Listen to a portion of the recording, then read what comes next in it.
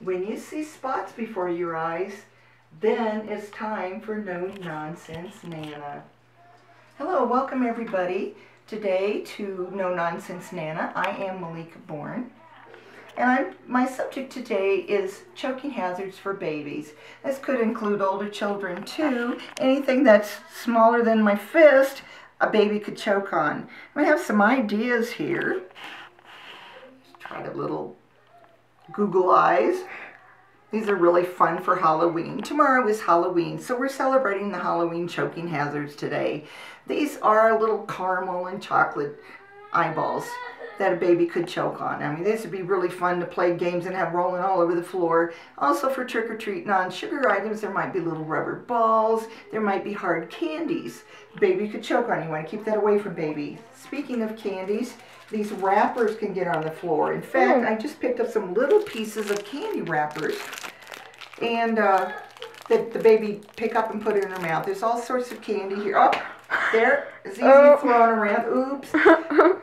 There's lots of kinds of candy that the baby could choke on. Sometimes people are tempted to give a baby a Tootsie Roll to teeth on. Maybe they're thinking, okay, I'll take the paper off so the paper won't get in their mouth, it'll be safe. Tootsie Rolls can fall apart, can break off, and can lodge in a baby's throat, so you want to avoid that.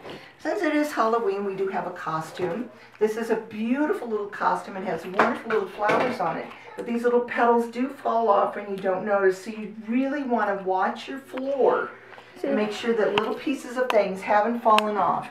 The baby in our house is starting to crawl everywhere. This is the item that inspired me today to do choking hazards.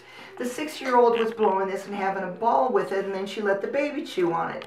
This is paper. It can fall apart into the baby's mouth. Real fun, but it'll fall apart. This can be chewed on, fall apart, it has little wires in it.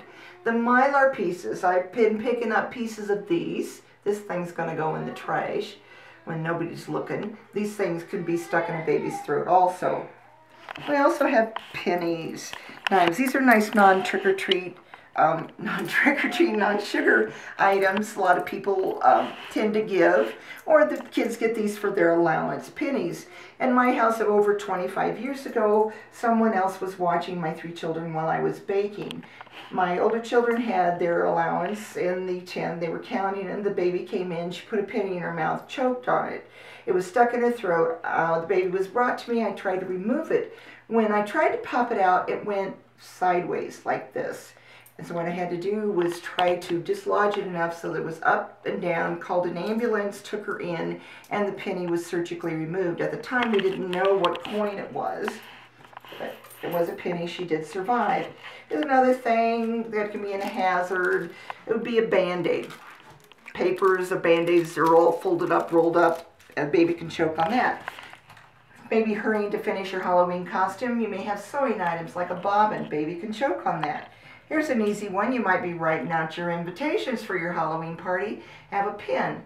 Let the baby chew on it is a no-no. They can get the little end piece off, or the cap can pull off, and this is also a choking hazard. I'm guilty of doing that. some other crafts. I'm guilty of chewing on the... I'm guilty of chewing on the black part. I actually take it out and have to chew on it. Choking hazards for big kids.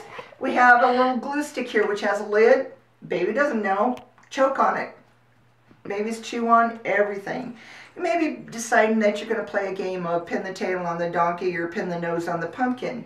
We have little tacks here that could fall off of the floor. Somebody could drop. A baby could get these anywhere. As far as they could reach, they can get it. Put it in their mouth and choke. Another thing that he didn't get on here is a safety pin. Always close your safety pins, because if a baby gets a hold of a safety pin and it's open, it'd be better to have a closed safety pin down on a baby than an open one. And I wouldn't recommend swallowing a safety pin. Here's another little non-sugar trick-or-treat item. This is a little ghost eraser. Very, very tiny. We're getting these all over. They were given as prizes at the carnival. Baby can choke on these, so you really want to watch it. Now, keys could be a choking hazard. Probably okay if they stay in the ring. Since I was young, I've seen people let their babies chew on key rings. Not safe. It's very dirty. You don't know where they've been. Keep these away from your baby. Let me see if I've had every item. Oh, Coke. A Coke cap. Coke bottles. I use these as my Coke rewards. I also have another little item here that the 6-year-old made in kindergarten. It's a very, very creative item studying textures. This little piece actually came off, and the baby could pull any of these off. This would be a real fun item for the baby to pick up, but very, very dangerous. All these would be choking items. So we have an 11-year-old and a 6-year-old in the house doing projects. We want to keep the baby safe. This information that I have given no way would replace a CPR first aid class or a babysitting class. It is not meant to do anything but teach you and help you be aware of items that you can prevent an accident, a tragedy. So this is Malika Bourne saying Happy Halloween and make good choices.